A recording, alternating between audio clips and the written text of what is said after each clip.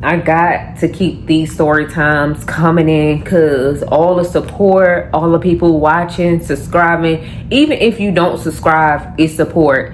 Even if you like, share, and comment, it's support. But subscribing will help my channel get boosted out a lot because that tells the algorithm and YouTube that people support me. So hit that subscribe button. If you like reaction videos, if you like drama, if you like tea, heck, if you just like to hear somebody else's story, this is the platform for you. So if you're returning, you already know how we like to do it. Let's get straight into today's reaction. Do I post this? I don't know. Hi everybody. I am taking this step to come on here and share with you guys my sexual assault story. It took me a long time to finally make this video. I've made this video, but I've deleted it. I've made this type of video 1,000 times, and I just will keep watching it, and like, I just wasn't ready. So a couple years ago, back in 2023 of May, I was sexually assaulted by my best friend's husband. And what came of that is that he pled guilty, but he did a plea deal for a lesser charge so he wouldn't be on the sex offender list.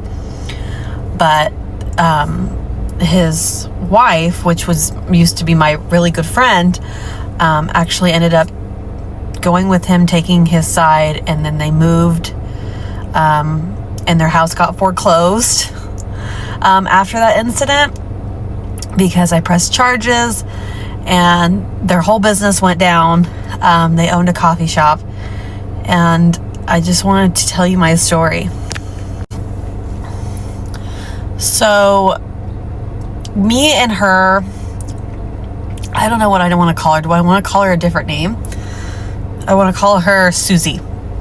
Me and Susie were friends for about a couple years before this actually happened. We had this friendship, and it all started when there was an issue at her coffee shop, and a lot of her staff was quitting on her. And at that time, I was kind of new to being her friend. I didn't know her yet, and I wanted to give her the benefit of the doubt. I think I was just desperate for friends. I was desperate for her to be her friend, because I thought she was so cool. She dressed cool, and I don't know, she really paid special attention to me, which we'll get to that later. So I had noticed that when I would hang around her, she would sometimes bring her husband. And her husband really stood out to me. He was very different. I remember him being very recluse and quiet, and just kind of would analyze and look at me up and down a lot. And you could just tell he was thinking about something. He was scanning me. He wasn't really talkative. He was just kind of weird. You could tell something was off about him. And she would always be the one to do all the talking and would talk for him. And, you know, kind of be the ringleader. She was very much the voice in that relationship. So I just kind of would pay more attention to her, but I kind of just brushed it off at first, like, okay, the husband's weird. But you could definitely tell something was wrong. When we started hanging out, I noticed she would invite him a lot with us and wouldn't tell me. And there was times where he would, you know, try to put his hands on my leg, or wanted to go in for a hug, and he would kind of rub my back and kind of be more touchy-feely, and just would make really weird comments to me that were always like sexual. He always had something sexual to say about me, and she would just laugh it off and act like, oh, it wasn't a big deal. it just got more and more uncomfortable as our friendship progressed. The reason why a lot of people were quitting at her coffee shop was because of allegations of her husband being, having dealing with sexual harassment at work. And at first, I didn't know them very well yet. I didn't know her very well yet, or him. At first, I listened and I felt bad for her. And if this was before anything really, it was still new. And I really felt bad. I remember her calling me crying hysterically, saying they're making things up about my husband. They're all telling me he's inappropriate. He touches them inappropriately, like her coworkers, because she was the owner of this coffee shop and so was he. But she ran it. So he would come in from time to time and fix things and maintenance, but a lot of the time he would try to mess with the girls working there and be very highly inappropriate. But she didn't believe these people. She didn't believe any of them. She said 4 or 5 of them sat her down and said, your husband is very inappropriate and he's touching me in different ways. He's putting his hands on my ass. He's saying sexual things to me. He's being very, very weird. And Susie didn't believe him. None of them. She was just like, you're all wrong. You all just want my husband. You're all jealous. At that point, when she told me that, I should have just said, I should have ran. I should have ran. But I was so naive. Oh my God. I think back like how naive I was. So as time went on, she would always come over. She would come over even when she wasn't invited. She was constantly, calling me, trying to come over, wanting to hang out. It's almost like she wanted to get away from him or escape. But she would hide a lot at my house. But she would never talk bad about him. She would always stick up for him. She would always, try to smooth things over and make it seem like it was everybody else's fault, and he was never wrong. I remember in particular one time she invited him over and we were all just hanging out, and suddenly he just pulls down her pants in front of us, me and my husband, and I'm just like, whoa, what are you doing? And like, he pulled down everything, honey. Like, she was bare butt naked. She looked so embarrassed. And she just looked over at us and looked over at him, and she pulled up her pants real quick. And she goes, that's not funny. That's not funny. Like, I don't, you could tell he embarrassed the freak out of her. So, we would go out to dinner, and she would always try to invite him all the time. All the time. She could not get the hint that I didn't like him. I wouldn't try to talk to him. I wouldn't try to laugh at his jokes. I was very much distant with him. Like, I was just like, I would give him these looks like, are you freaking kidding me? You're weird. Like, you're a weirdo. So he just was, anything he would ever, if he did say anything, it was rare, but when he did, it was always sexual. It was always sexualizing you or sexualizing his wife constantly. And she would dress sexual. She would dress kind of like a stripper. So it's almost in my mind, I'm like, does he make her dress like that? And I think back and I'm like, man, there was some crazy stuff going on with this relationship and this couple that I really should have questioned sooner. This video is going all over the place, but I'm just telling you the timeline of incidents with this. Because in the beginning, I trusted her. Like, I trusted that they were a pillar in the community. They had a business, and it was run very successful. They always had lines. People loved their coffee. But a lot of their coworkers left because of the sexual harassment of her husband. So finally, she had told me, well, I just told my husband to stay home, not to come anymore to work because people can't deal with him and how different he is. And I'm like, wow, you have to you have to like tell your husband, you have to lock your husband at home because he can't act right. In my head, I'm like, that's crazy. That's crazy. Keep watching for part 2. This is where we start talking about how it escalates into him getting more and more handsy. And it's subtle, it's slow, but if I had known, I could have probably avoided a lot of hurt in my life. I'm sorry, it was a bunch of red flags. First of all, anytime there's a word gathered together with they, that means multiple people are saying the same thing. And when it comes to sexual harassment or anything, I'm just going to take their word for it and not be your friend at all. Because this wife, I believe she knew more than what she showed she knew. Part 2 of my best friend's husband sexually assaulted me and she's still with him. So we went into, I wanted to touch base on how she's paid closer attention to me than usual, than what I'm used to. So it was like 2 years in or 3 years in, we were hanging out. And I remember hanging out with her and I looked down, we were on the couch watching a movie, it was just me and her. Because she'd come over a lot from time to time by herself.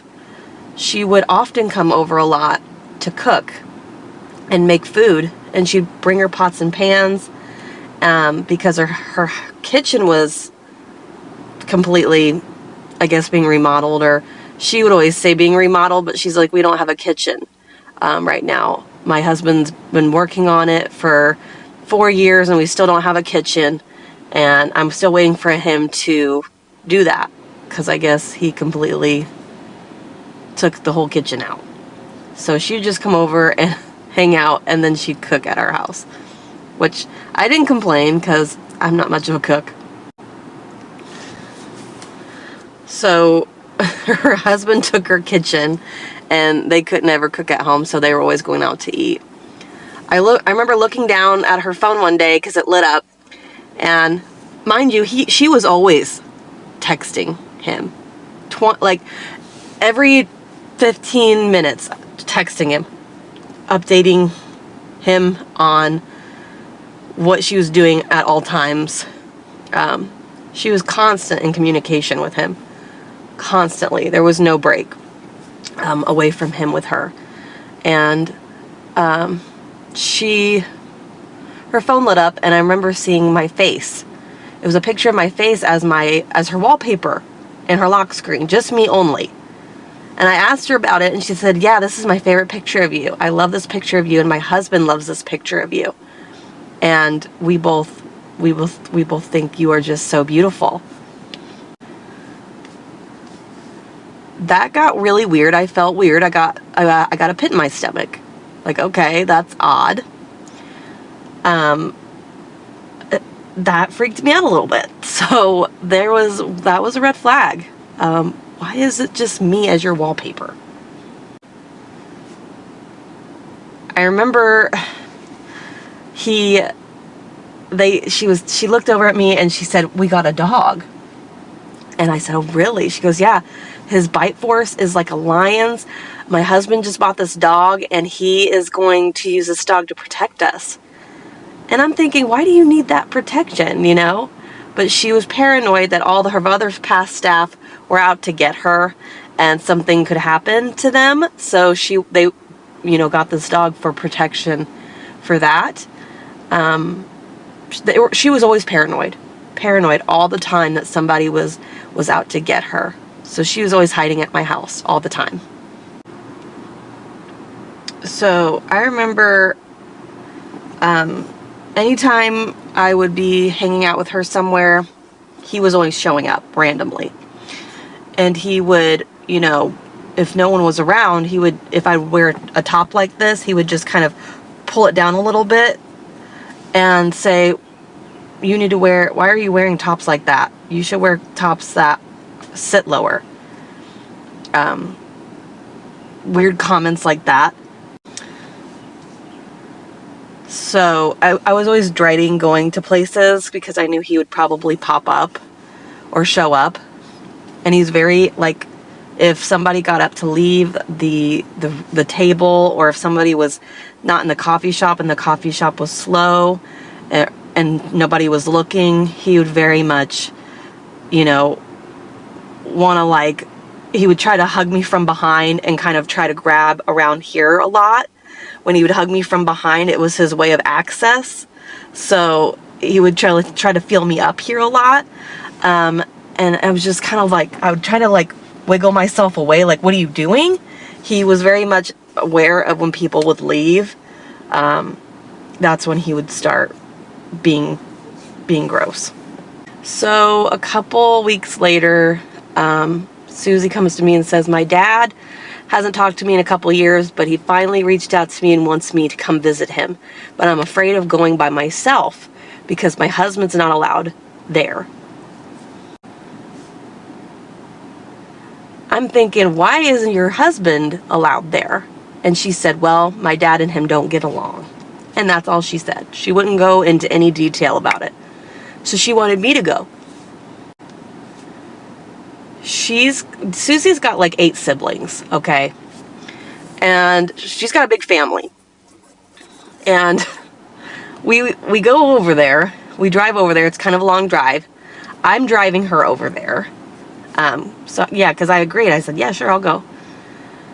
Very weird her husband wasn't invited, so, but I kind of wanted to know more. You know, I feel like I would get it from her siblings. So we go there, and her dad is lovely, very kind. I remember her telling me on the way there, my dad's very mean. He's a very horrible man. He treated me bad growing up, and just like, don't let him fool you. And he was so mean to my husband, and my husband got in his face, and I never seen anyone stick up for me like that before. And she was just talking about how dare him not like her husband. We go over there. It's a lovely family. It's a big family. I'm overwhelmed. She's got siblings from little to big, adults. And I remember one of the siblings pulled me aside and said, I'm so glad you're here and not her husband. I said, why is that? And they said, her husband touched one of our family members, sexually assaulted them, and told my dad, and my dad said he was banned from the home. Susie was told this, and Susie got very upset and mad and angry at the whole family and said, we're never coming back. And that's why they hadn't talked and seen Susie in so long. So they were surprised that Susie even came, but I think I was just the filler to get Susie over there because she did want to visit her siblings. She hadn't seen them in a long, long time, for many years, because that her husband created that rift. But also Susie allowed that. She didn't believe them. She didn't believe her sibling that got hurt. So her sibling was very happy I was there and said her dad said her husband was banned from the house.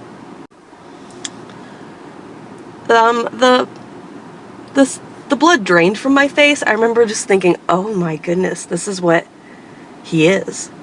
I'm getting confirmation this is what he is. And she knows what he is. Susie knows what he is, but she don't care. She's part of it. But I didn't want to believe it. I was in denial still, because in my brain, I'm still in this I feel sorry for her mode. She really talked me into making me think she was the victim. And I was just like, wow, that's pretty bad. That's pretty bad. So on the way home, we drove home, and I was just quiet the whole time. I didn't really tell her what her sibling pulled me aside and said. I just kept driving, and I just wanted her to leave as fast as possible. Just get out of my car. So we drove home. She left. And I remember just sitting there in silence, going, oh my God, what have I gotten myself into? Keep watching for part 3. I tell you what you got yourself into, not believing what a whole bunch of other people was trying to tell you in the first place. I mean, who said that we will live or die if we don't have friends? Sometimes you have to be careful and watch the people you're around. Susie knew. She most definitely knew. And she know that everybody that been coming to her is telling the truth. I mean, why would these people just randomly make it up saying the same exact thing? And some of them are her family members, and some of them are people that work at the coffee shop. She been knowing this stuff. She probably a part of it. And she probably recruit the people for him, and y'all just don't know. And Susie could be a product of this same situation with her husband herself. That's probably how she met him. I just don't understand. Like, Susie would never been at my friend. Okay, this is part 3 of my best friend's husband sexually assaulted me and she stayed. So, as you guys can tell, I'm got these alarm bells in my head. I'm starting to slowly unravel, that this girl isn't as innocent as I'm thinking she is. But I'm still in denial because we established this friendship on her being the victim and how I need to feel bad for her and it's everybody else's fault. And in my mind, I just wanted to help her.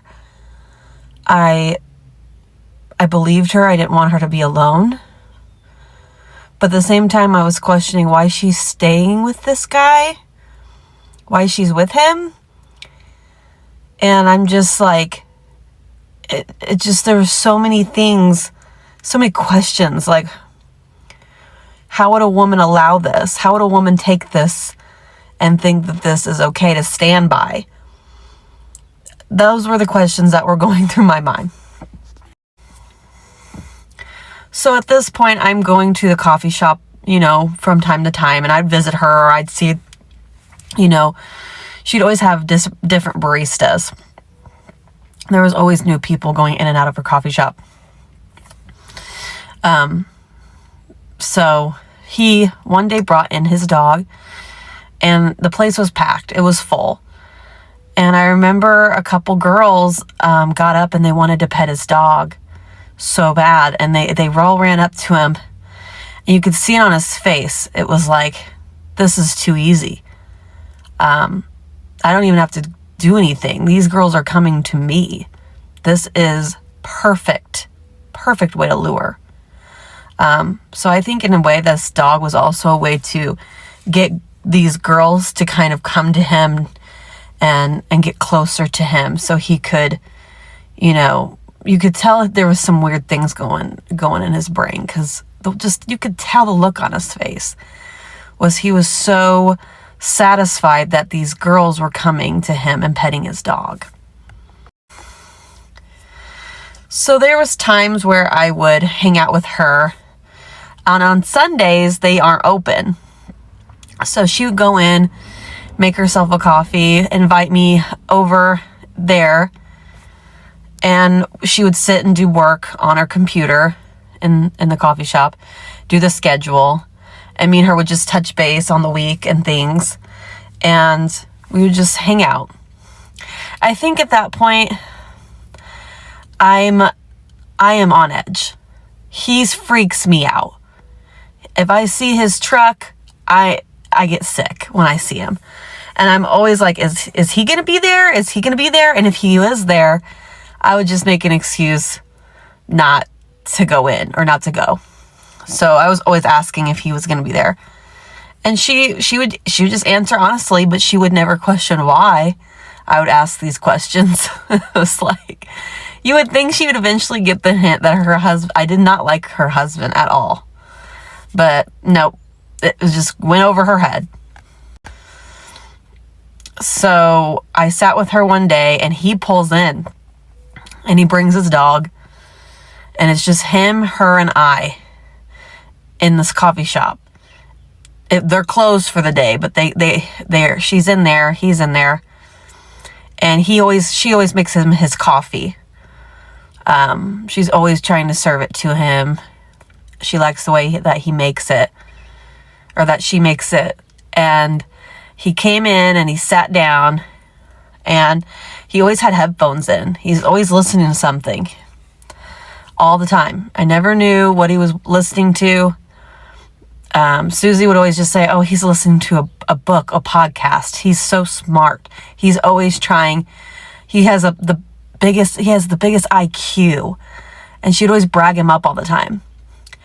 I remember never really saying anything, because every time someone would go against her or say something about her husband, she would just completely go into defense mode. So I never really brought up the fact, like, your husband's weird at this point, because I knew I would lose her. And I don't know why at that point I was afraid of losing her. I was thinking I was just more afraid. I don't know what I was afraid of it. I was afraid of her. I was afraid of him. I was afraid. And I knew she immediately would cut people off if someone brought it to her attention that her husband was the issue. So she kind of trained me. Every time something would come up, it was like, you can't blame him, you know. You can't mention that, because that's so far from her mind. Because it was always everybody else's fault but hers. He comes in this coffee shop, and I just get a sick feeling. He's listening to some headphones. He puts his headphones down, because he's got like a necklace headphone thing set that he always wears. And he just looks at me and looks at Susie and goes, you guys should kiss.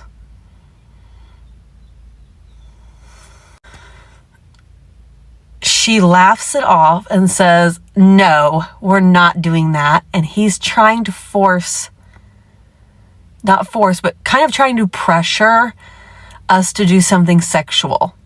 He's trying to like say, oh, you guys should do this, or you should do that, and I'll take a video of it. And I've got multiple videos of Susie's sibling, of her older sisters, on my phone, and they do it for me. And I've got all these naked photos of them. And I just think that you guys should do something for me.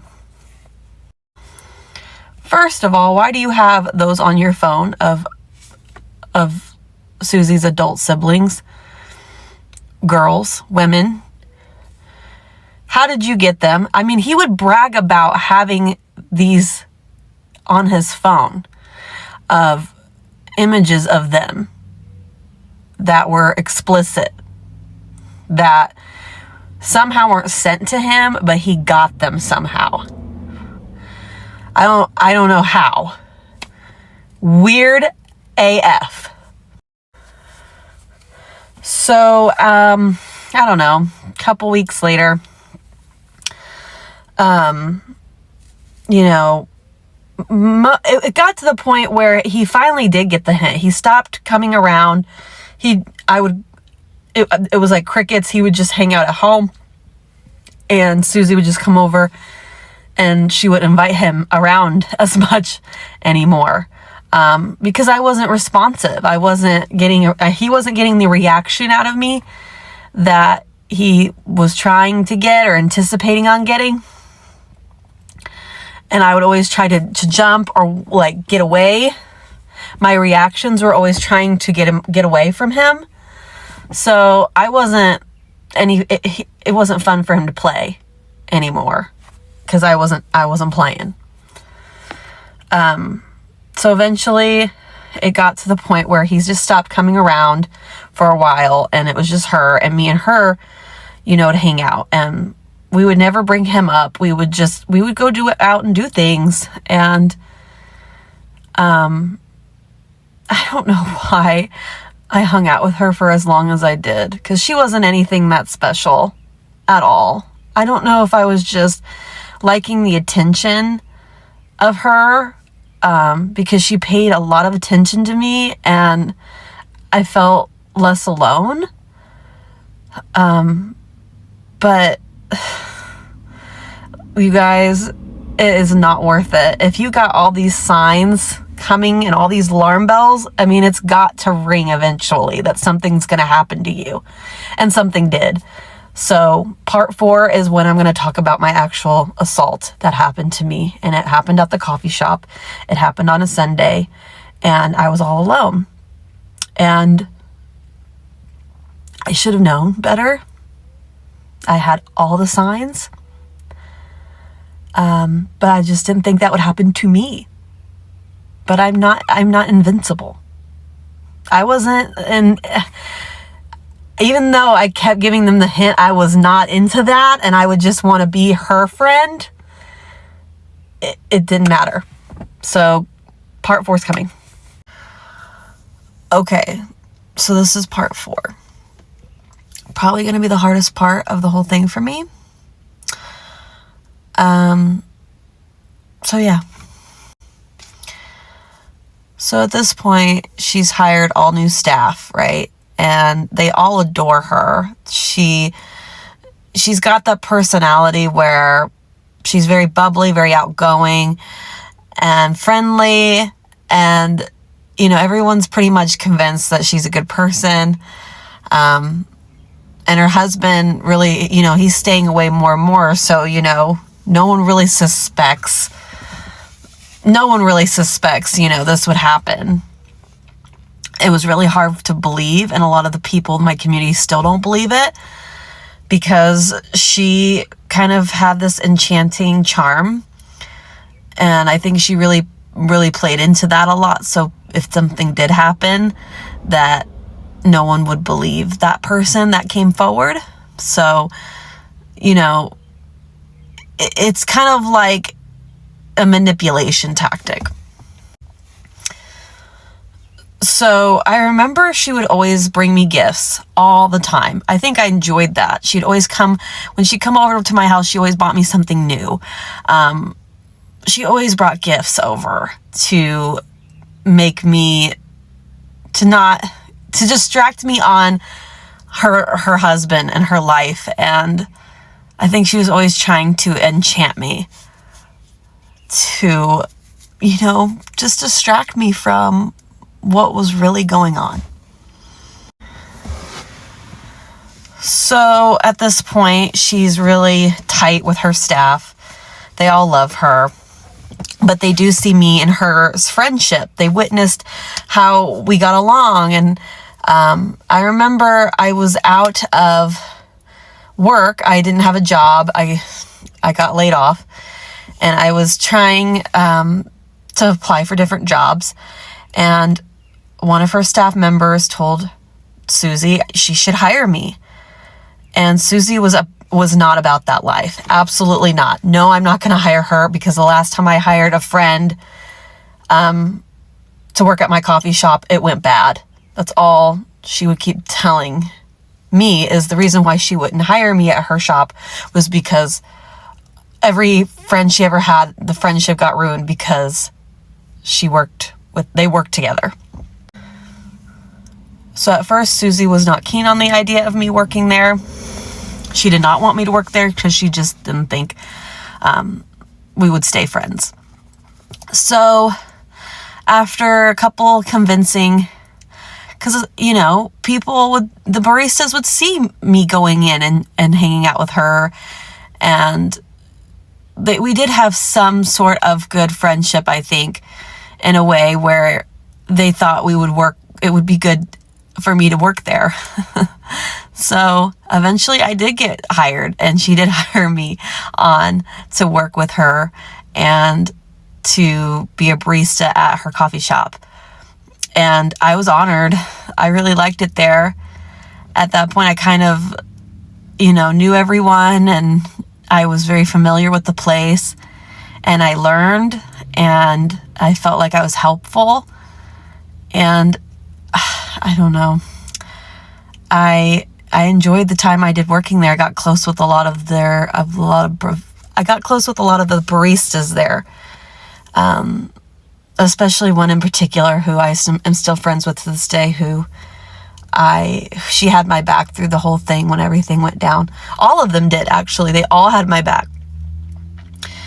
They all believed me. And that speaks volumes. So much volume. So one day, it was on a Sunday. They're not open on Sunday.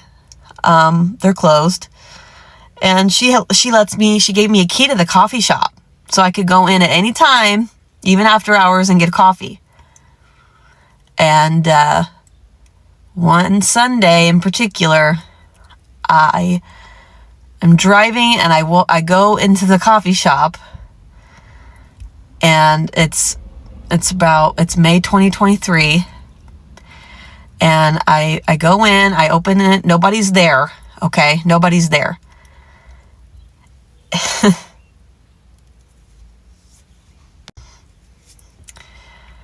I go in, it's about 2:00 in the afternoon, and Susie's out with her stepdaughter, because, this monster has a daughter.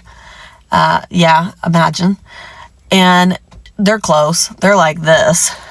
But I didn't want to mention the stepdaughter, because she is Susie's stepdaughter, because she has nothing to do with this. But they were out and about running errands, okay?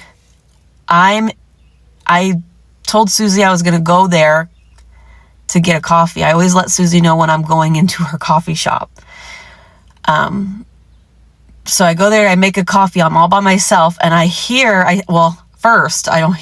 see through the drive-through window, because I'm already in the building, and I see through the drive-through window his black truck just shooting as fast as he can past the drive-through window, and I hear him brake, and I can hear the rocks, and he brakes really abruptly, like he just shot in, and he parks.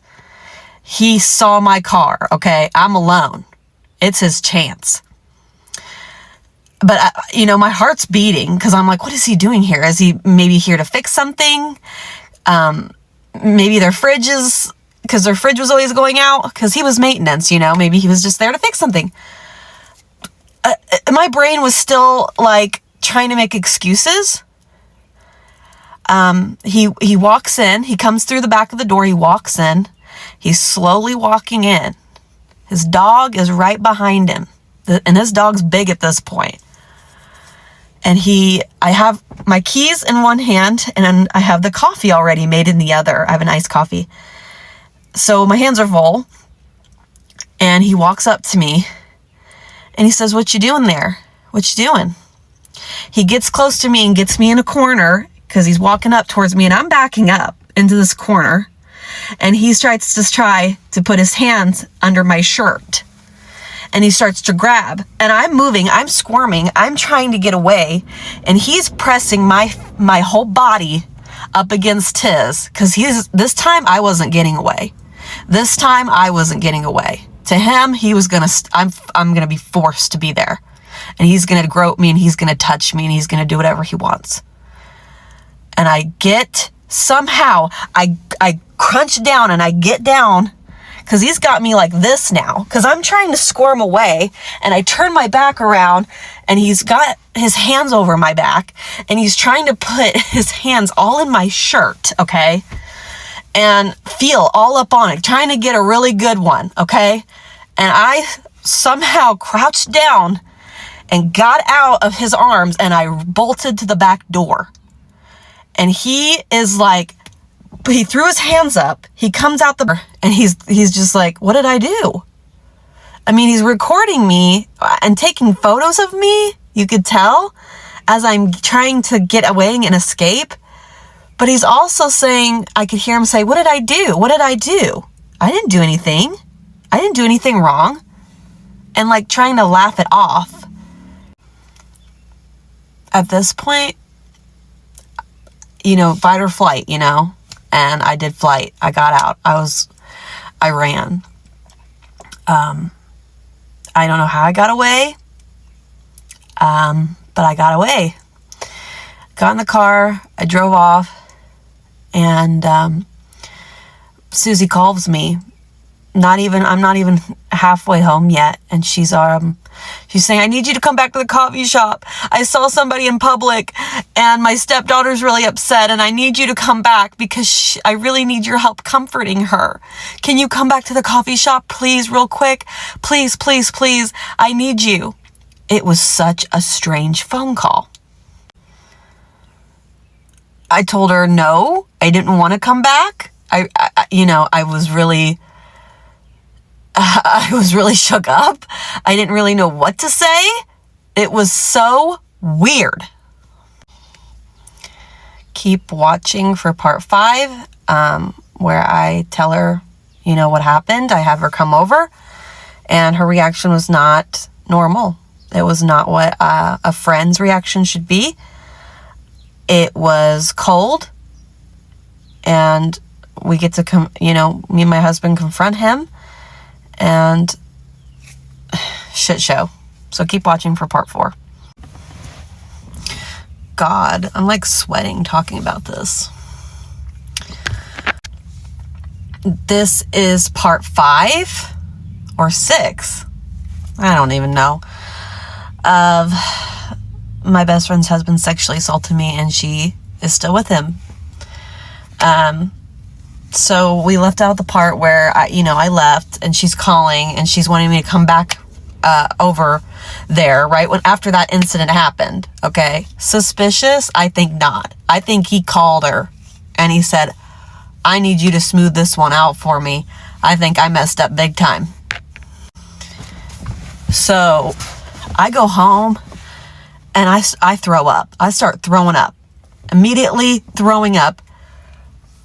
It was the most disgusting feeling I've ever felt come over me. I felt so gross. And it just felt like everything was crashing down around me. I told my husband immediately, and he looked so hurt. He was devastated that when I told him what happened, he was devastated that he couldn't be there to protect me. He felt like a failure.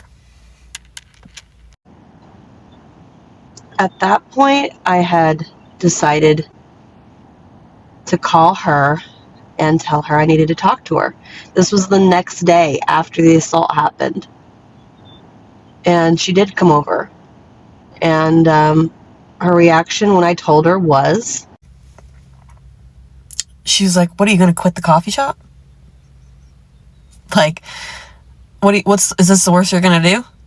Kind of feeling me out. And I said, yeah, I'm quitting. I'm getting away from him as fast as I can. Then she proceeds to apologize profusely and say, I'm going to talk to him. I'm going to ask him what's going on. And I'm going to make him pay for this. She leaves and gets in the car and she goes to talk to him. Then she calls me back up and says, okay, I talked to him. He says he won't do it again. He did admit what he did. And he said he's not going to do it again.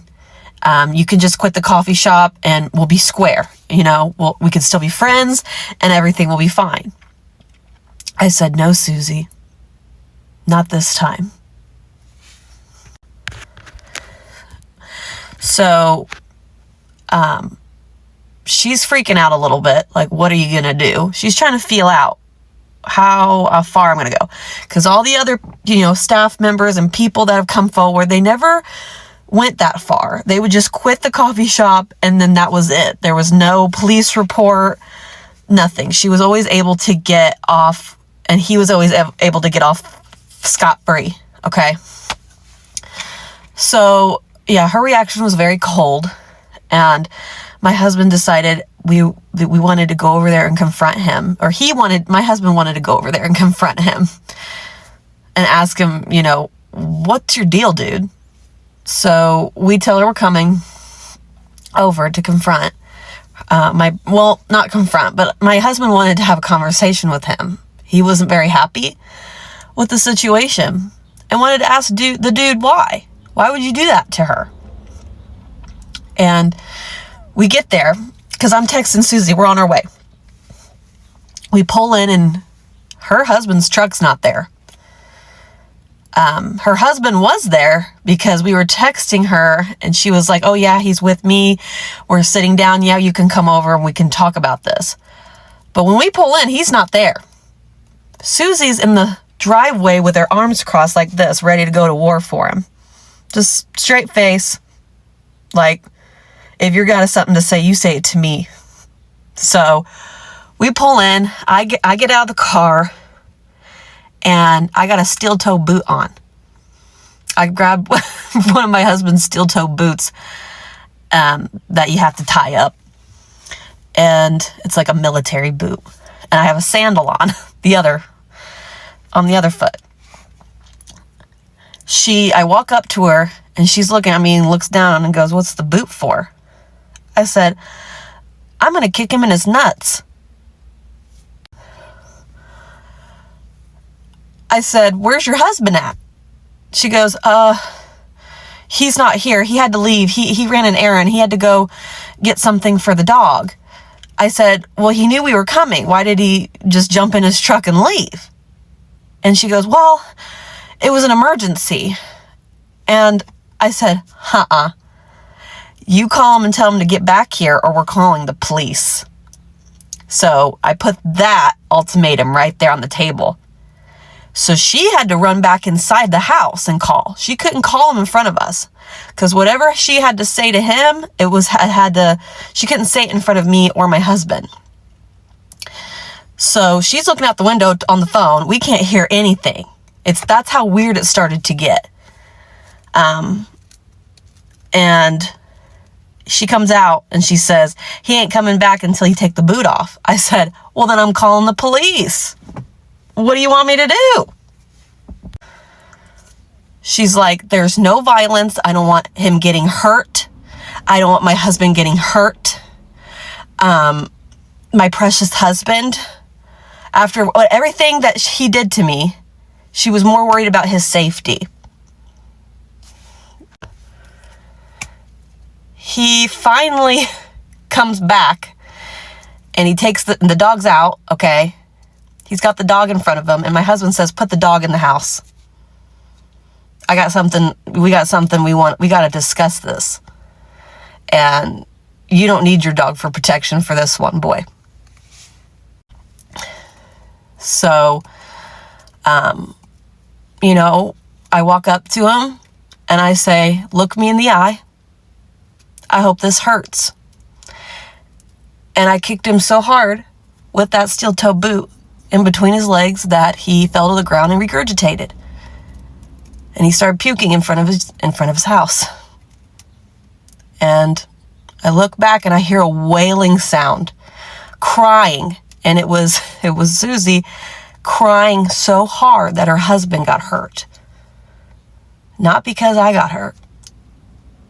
Her husband got hurt. He's crawling up to the porch. He's holding his private parts because I hit him so hard. And I feel like we all just look like trailer trash at this point. But my husband wanted me to stick up for myself. My husband knew I was afraid, and I've been afraid of him, and it was time not to be afraid of him anymore and to stand up for myself once and for all. And I remember her saying, I hope you feel better about yourself, that you hurt my husband. And I said, I do. I feel great. And I got in the car, and me and my husband went out, and we went home. My husband wanted to go out for ice cream. He was so proud, but I was so sick. I felt sick, just ill. It didn't take away the fact that I got invaded. It didn't take away the fact that that man felt like he had power over me and he thought I owed him. I was still angry. And the next day, I called the police anyway. So,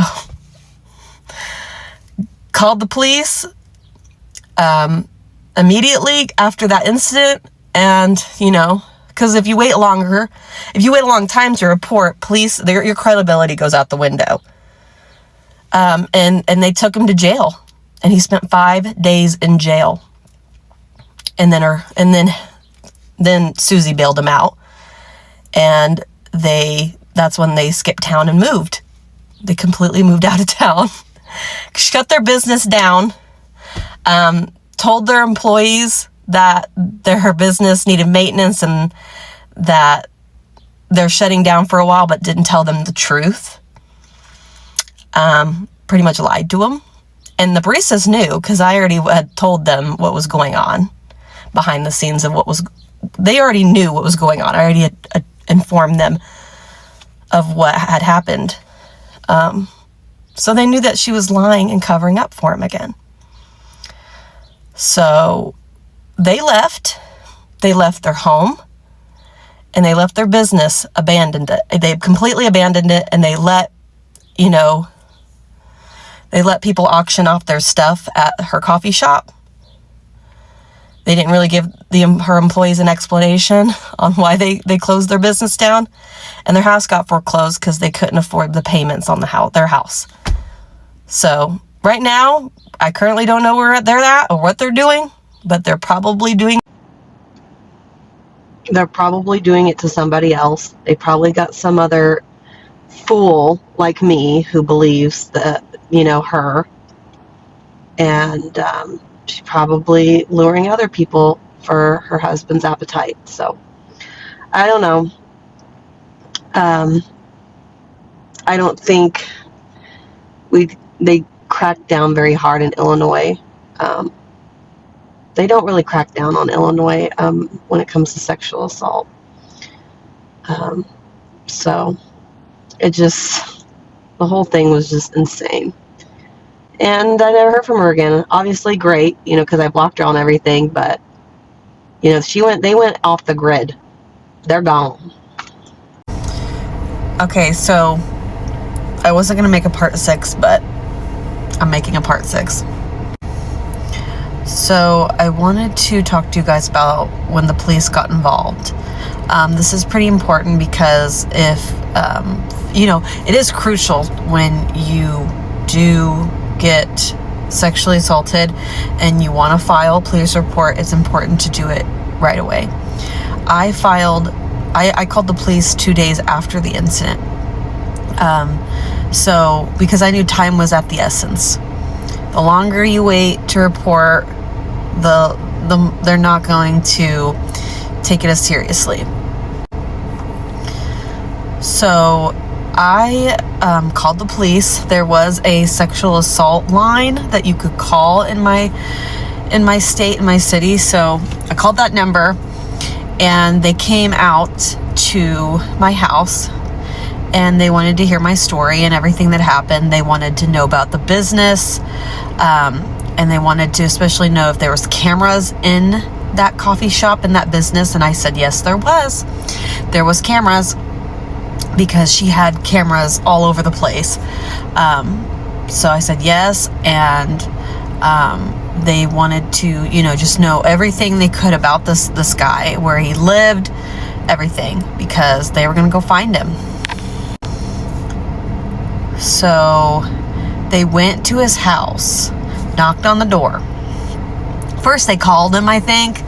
I gave them everything. I gave them all of them text messages. I had a witness. I gave them so much. And my husband was a huge part of the reason he got put in jail, because he was a witness to everything, especially when we went over there to confront. My husband was there, and he could vouch for everything that happened and how it went down. But I had that support there. So having a supportive husband was a huge part of him going to jail.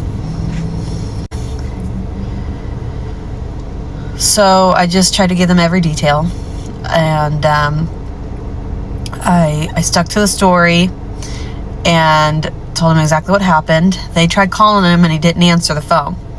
They went to his business, and he wasn't there. They weren't there. Then they knock on the door. They go to their house, and they didn't answer the door. And so they decided they were gonna get a search warrant on their business because they weren't being compliant and answering any calls or anything when they would go to the house.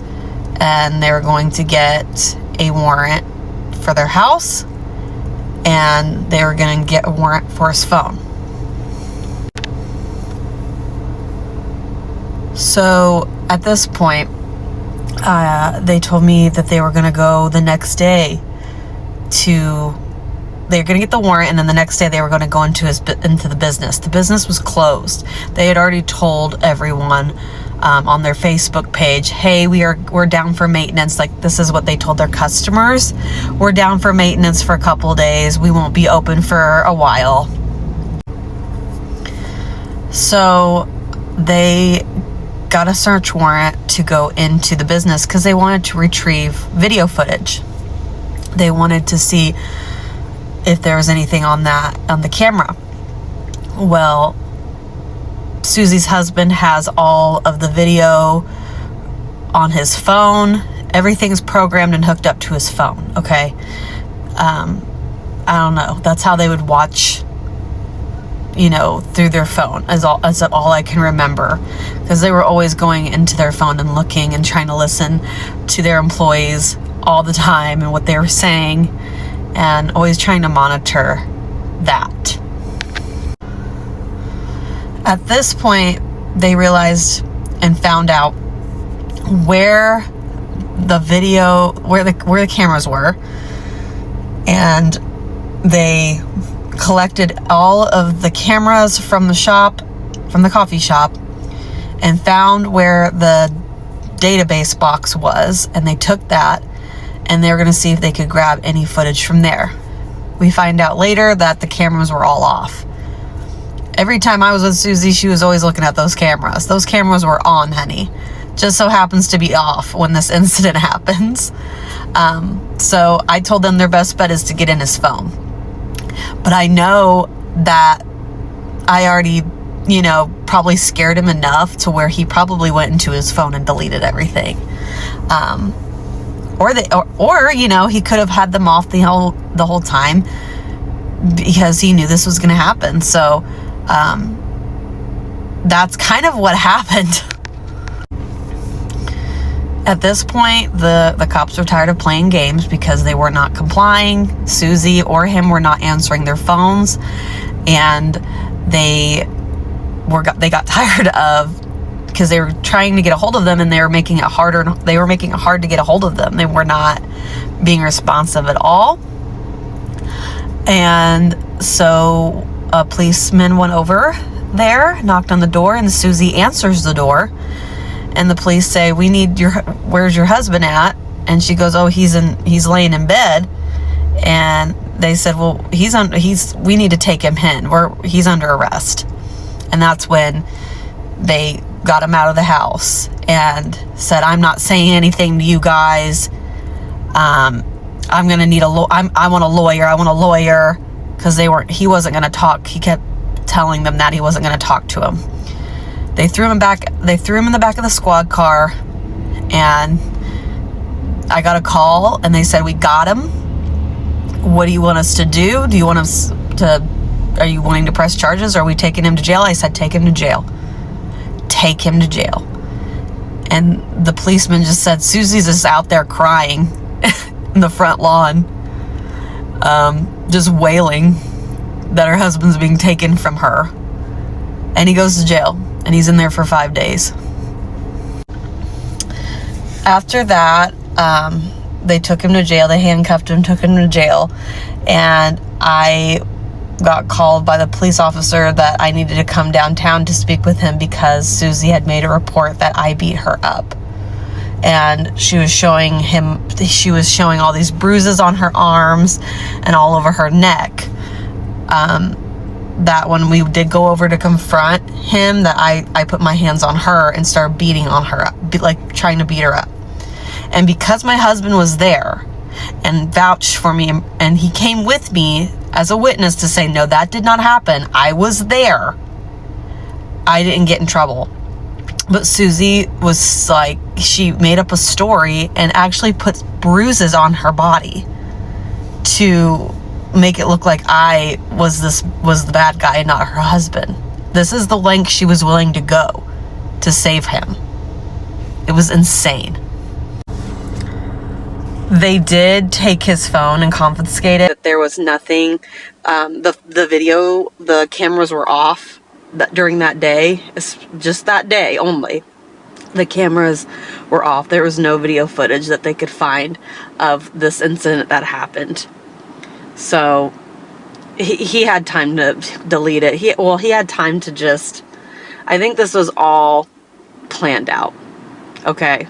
So the cameras were off. So like we couldn't get any like video footage of the actual assault. Hi everybody. First of all, a big thank you to everyone that watched my part 6 series of that whole thing. Sorry I was so slow and long. I was going based off memory, and I'm pregnant, so my brain's a bit laggy and just foggy. So it was just, I know it came off slow at first, but I wanted to thank you all for all the amount of support I got in the comments, and people who just personally reached out to me. It meant so much. It really healed something in me that I had been hiding and that I had been ashamed of for a very long time. So I just wanted to thank you a lot for everyone that reached out and showed me support, and just the love. It was insane. I set myself free, it felt like, when I posted those videos. Shame likes to grow in silence and secrecy, and it just gets more and more heavy the longer you stay quiet.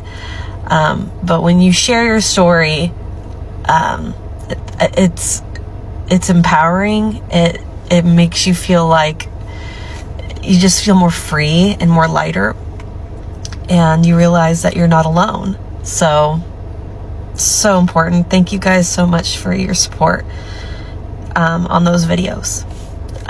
Yeah. So I have questions here that you guys asked me that I noticed a lot were asked of these questions. So not long. It's not going to be long. So we're just going to dive in and talk about this. So I had someone ask, did she ever try to contact you after the fact? No, she did not.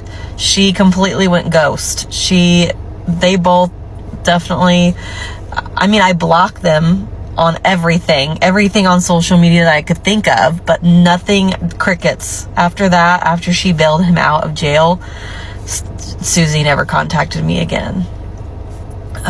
So there's that one. Question number 2, how did your husband feel about Susie, and did you ever tell him anything was going on? My husband at first felt like me and Susie, he thought it was a good thing for me. He noticed that I was, spending time with somebody that made me happy. I was enjoying myself. He just wanted me to have a good friend. He was happy for me at first. He really didn't know a lot that was going on, because I never really told him. It was more like I would come home from some place with her, and if her husband was there or something, I would tell him like, hey, this happened, this and this happened. And my husband actually did get a hunch that there was something off about him. My husband actually, when Susie's husband did come around, he was very quiet around my husband, very careful with what he said around my husband. So, I don't know.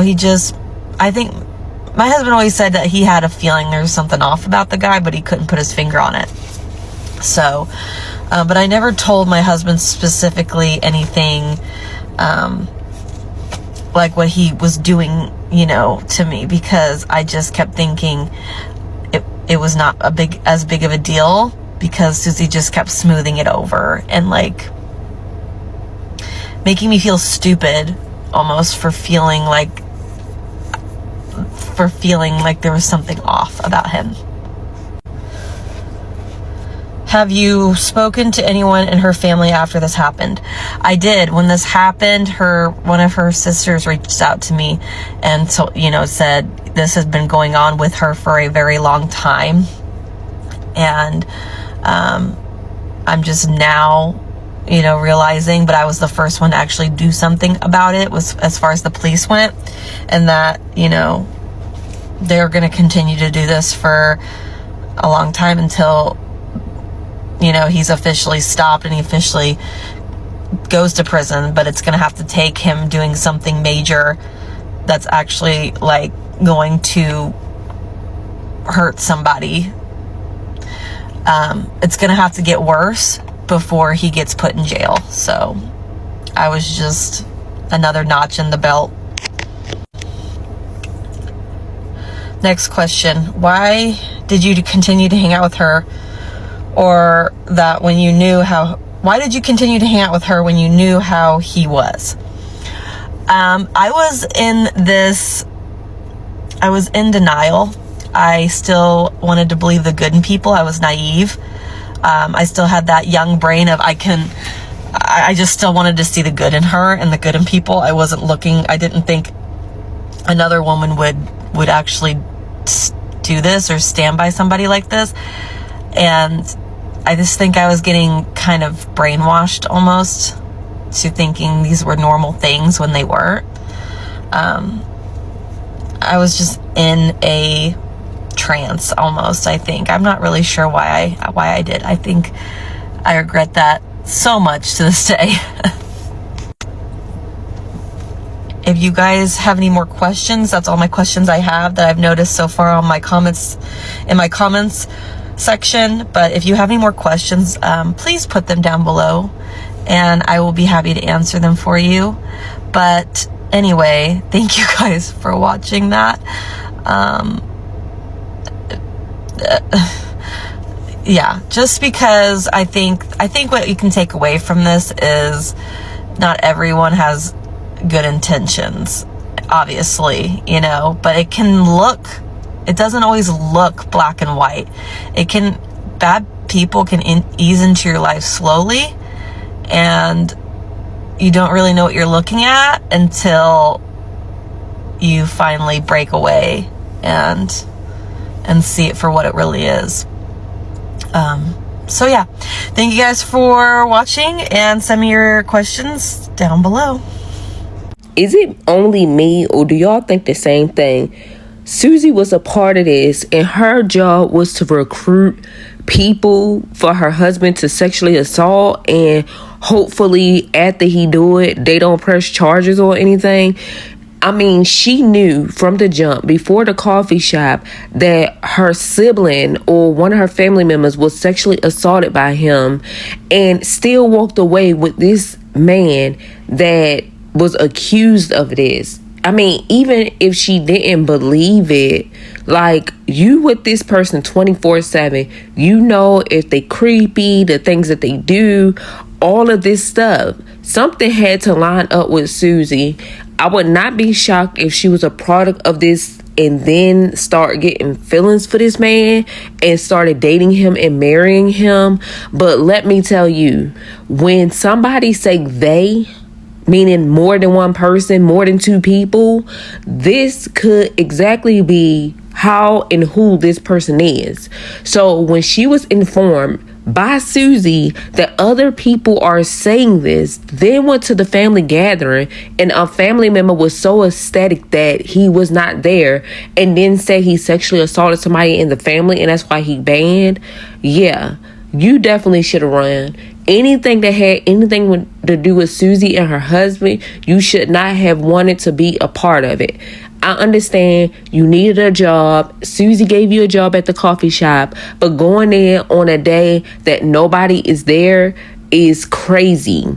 It's not only crazy, it's putting yourself at danger. And not only putting yourself at danger, but it's going to have to involve your husband, which when both of y'all appear at Susie's house to confront the husband, anything could have happened because y'all was on their property at the end of the day.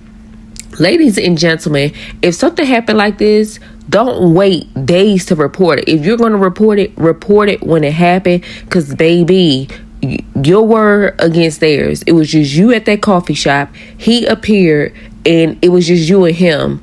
The cameras, of course, the video was deleted because they own a coffee shop. They have access to the video. So at the end of the day, by them running from the police, not facing the situation, they had a lot of time to delete the footage that happened in that coffee shop. So, of course, there was no footage. Will Susie look out for you? No. At the end of the day, her husband comes before anybody. So even if Susie believed it, she was going to have his back no matter what, right or wrong.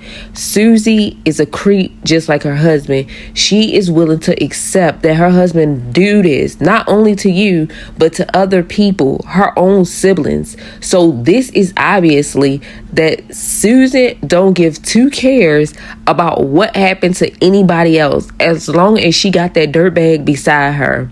She know. She wasn't clueless. She knew about everything, everybody, and was informed. She just thought that you was going to be a dummy and naive because maybe she thought and could see that you desperately wanted a friend, but she just thought that you was going to sweep it up under the rug. I wouldn't be surprised if she didn't or did. I wouldn't be surprised if she did, matter of fact, call her husband and tell her husband that you were at the coffee shop on a Sunday, and by him being part owner, he knew that you would be the only one there. I mean, look how fast he got over to that coffee shop. She called. She actually recruited his people. I wouldn't put it past her. She's not innocent in this whole thing, and whatever he do, she's okay with it. And furthermore, he was a creep, red flags from the jump. And your husband should have told you not to be hanging out with neither of them, Susie or her husband. I mean, you knew she was trying to get away from her husband at times. She coming over to your house after all this time to fix dinner for her and her husband when they usually just eat out. Yeah, she was just definitely using you, trying to get away at all means necessary from her creepy ass husband. The stuff he was listening to on his AirPods or whatever, he was listening to some weird stuff.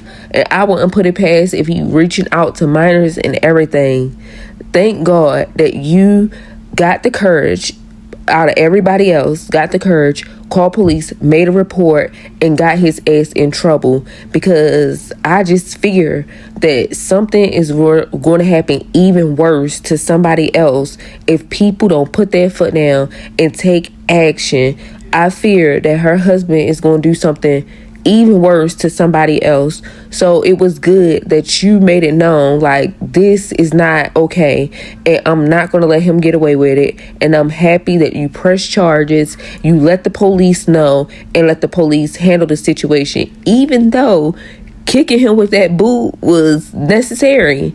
Like, I'm glad that you just decided to take it and put it in the law hands, so you or your husband won't have to go through something of y'all trying to take it in your own hands and now y'all both put away. You guys, drop it in the comment section what you think about this story. Don't forget to like, comment, subscribe, hype me up, and join the family. I hope you all have a blessed day. Peace.